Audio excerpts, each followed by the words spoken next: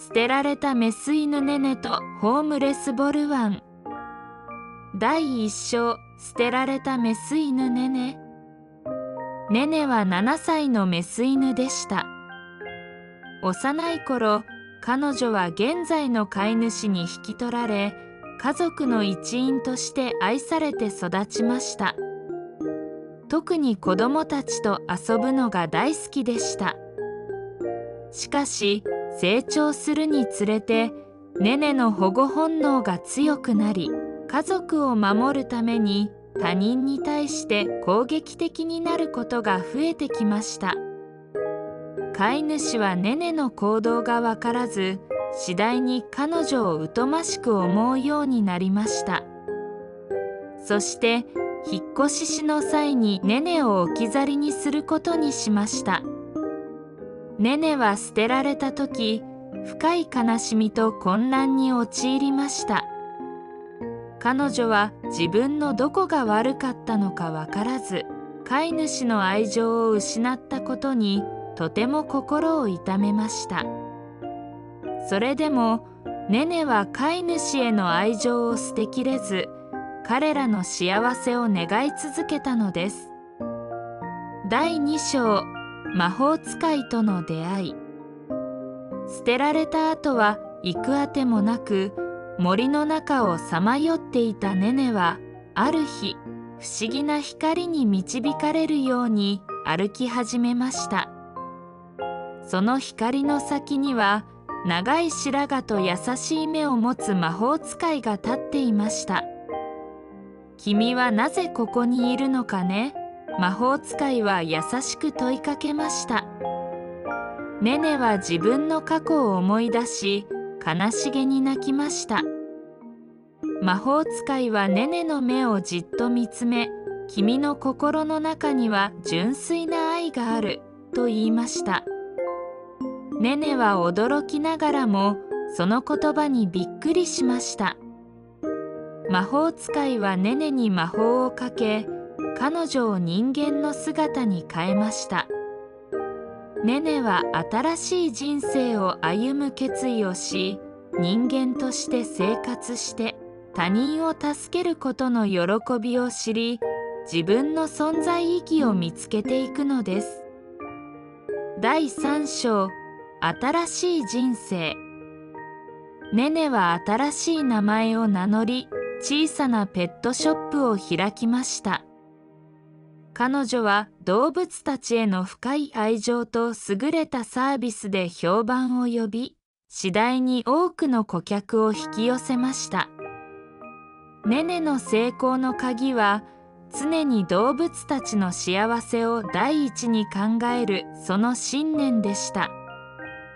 やがてネネのペットショツプはとても大きい会社にまでなりました。大恐慌が訪れましたが、ネネの会社は持ちこたえました。一方、ネネを捨てた飼い主ルーイは困難な状況に陥っていました。ネネは彼に密かに資金援助をし、こういう手紙を添えました。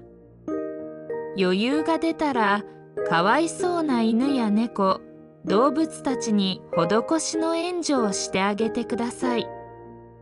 恐慌が終わり、ルーイの会社は復興し裕福になりました。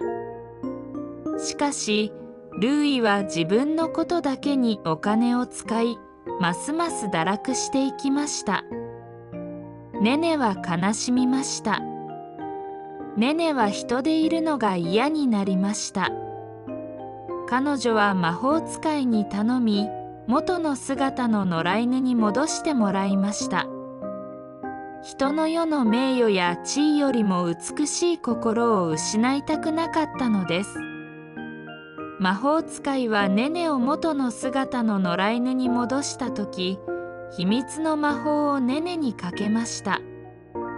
その魔法は魔法使いだけの秘密でした。第4章、ルワイとの出会い。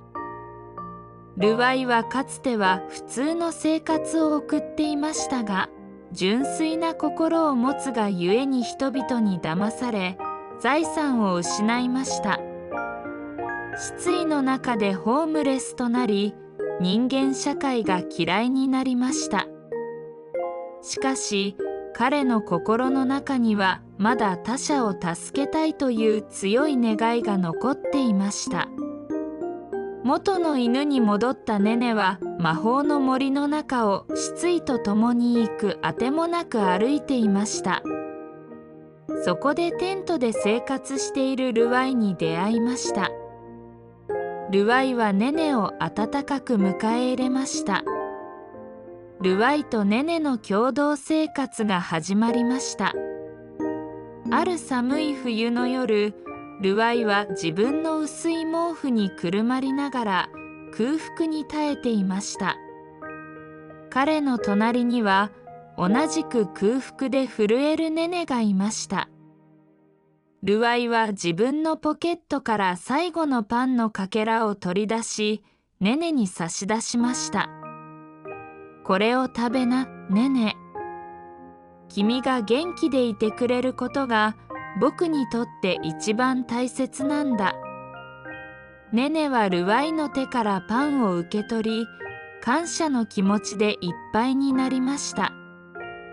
彼女はルワイの優しさに涙を浮かべ、彼の手をペロペロ優しく舐めました。第5章、魔法の森の動物病院。瞬く間に10年の年月が流れ、ネネは瀕死のがんに侵されました。その時、ルワイも体調を崩し、生死の境にいましたが、彼はなけなしのお金でネネの薬を買いに行きました。しかし、どこの薬局でもお金が不足して購入できませんでした。途方に暮れた2人は森の中を行くあてもなくさまよいました。その時不思議な音色の音楽に導かれ、森の中である古びた動物病院を見つけました。思い切ってドアを開けて中に入ってみると、その中には普通の動物病院にはない不思議な愛があふれているのを2人は感じました。そこには山の精である9本の尾を持つ狐が変身した魔法の獣医師ウベイがいました。ウベイはネネを治療し、ルワイにも温かい魔法の食事を与えました。第6章、最後の別れ。ネネの病気は一時的に回復しましたが、がんは不治の病です。やがてルワイに看取りられながらネネは息を引き取りました。最後に一言嬉しそうにワンと泣いて、その時運命のトライアングルが森の奥深くから鳴り響き、ネネの心とルワイの心を一つにつなぎました。そして昔魔法使いがかけた秘密の魔法により、ネネは人の姿に戻り、ポケットには彼女が人間だった時の名刺と遺書が残されていました。